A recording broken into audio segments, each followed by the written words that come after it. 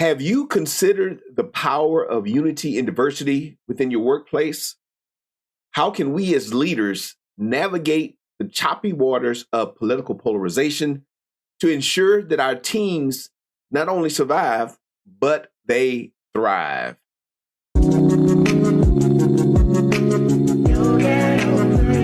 Well, rise and shine leaders. This is Glen Guyton, keynote speaker and workplace trainer. It's time for our executive coffee break. I got my beverage in hand here in my Houston Oilers mug. I hope you have yours too. They say you can't choose your family, but you can choose your workplace culture and your beverage. Yes, I'm drinking coffee again today. And remember, leadership matters, so you might as well get good at it. Today, we are diving deep into the heartbeat of workplace unity during this political season. Now, it's no secret that political views can create divides, but what if I told you, what if I told you that employee resource groups or ERGs can be a beacon of hope and understanding during this time? So think about it. Why do we have ERGs in the first place? The first ERG was born in the 1960. Joseph Wilson, the CEO of Xerox Corporation, brought together the Black employees of the company to address discrimination and fairness. It was a response to riots that were going on in Rochester after, I think it was an incident where the police killed someone. And so this was the beginning.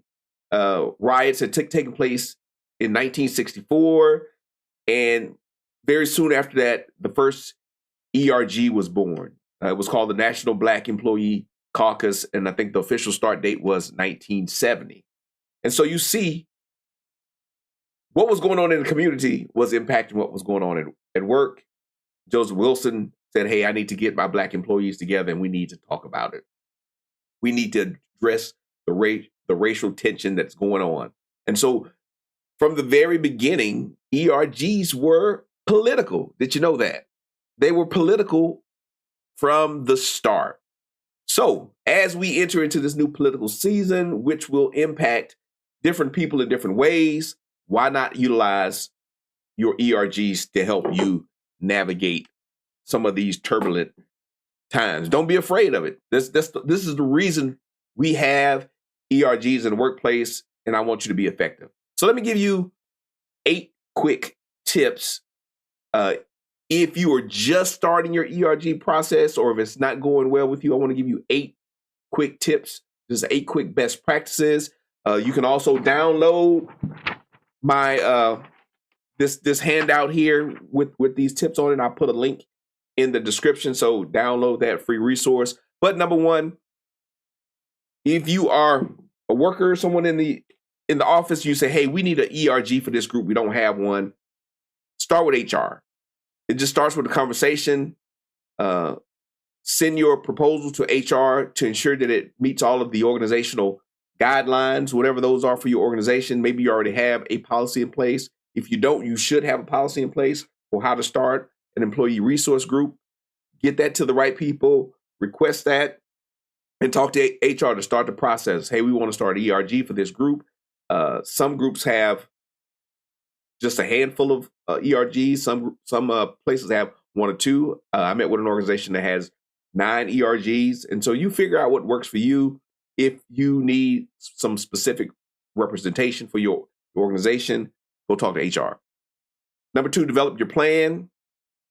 A plan that champions inclusion, personal and professional development, and workplace collaboration can transform potential conflicts that lead to more constructive dialogues in the workplace. So make sure you have a good plan. Drive inclusion and engagement. And if relevant, involve the external community. Again, we think about the first ERG and why it was formed. Part of it was a response to what was going on in the community, which upset the community, and in turn, it caused disruption in the workplace. Number 3, develop your charter. Good rules of engagement make a difference. So have the reasons why your ERG exists. Put down your mission, vision, and goals so that clearly every member knows the purpose of your ERG group. Again, your ERG will be constructed for a very specific purpose. And if people don't like that purpose, maybe they need to go start their own ERG. But yeah, definitely have a charter so people know what they are getting involved in and why that specific ERG exists. If it's for veterans, if it's for women, if it's for Black people, if it's for Indigenous people, whatever ERG you come up with, just have a clear charter. Number 4, executive sponsorship or senior leadership sponsorship matters. Having leaders on board is crucial. Get you a sponsor that has some power. And if you are an executive, make sure you support your ERGs. Senior leader, your role is to provide mentorship and ensure that the group's voice is heard. Number 5, recruit diverse members. Diversity is strength, even in an ERG. Again, the charter will keep you focused on what is the primary reason why you have developed this group, but you want other people in the room.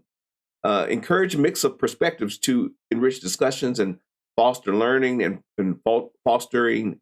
I want you to foster a culture of understanding. So bring other people in. There are times when you do need to caucus in affinity groups and people of color or women may need to have conversations amongst themselves. That's perfectly fine. But we also need allies. We need to create understanding. And so inviting other people to join your ERG group is important. And most companies that I work with, their ERG groups are open to everyone. So anyone can join.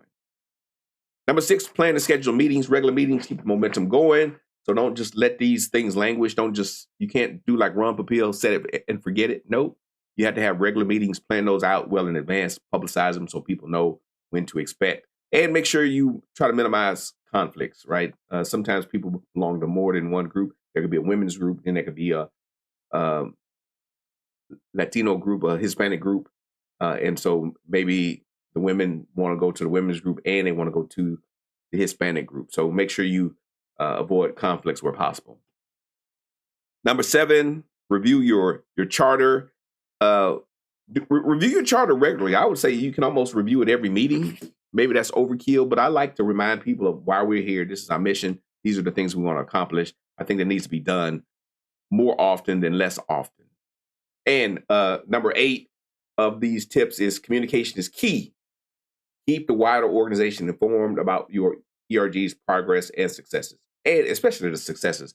Some of my favorite things to do are to attend year-end celebration for ERG groups, and you should have an end-of-year celebration to go over all the things that you've done and the things that you hope to accomplish for the next year. You can make it fun, bring in speakers like myself to help you reflect and have just an energizing time. But also make sure you have regular updates to everyone in the organization about what you're doing, what your progress is, and the differences that you've made or concerns that you have.